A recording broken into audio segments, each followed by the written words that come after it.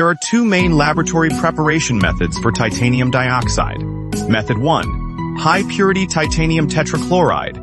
99% 0.2 moles is mixed with O-dichlorobenzene. 120 G under stirring at 20 T200. 5C pure water. 0.2 moles is then added slowly, and the mixture is kept at constant temperature for 8 hours. Solid anhydrous sodium hydroxide. 0.2 moles is gradually introduced, and the reaction continues at 100-200 degrees Celsius for 12 hours.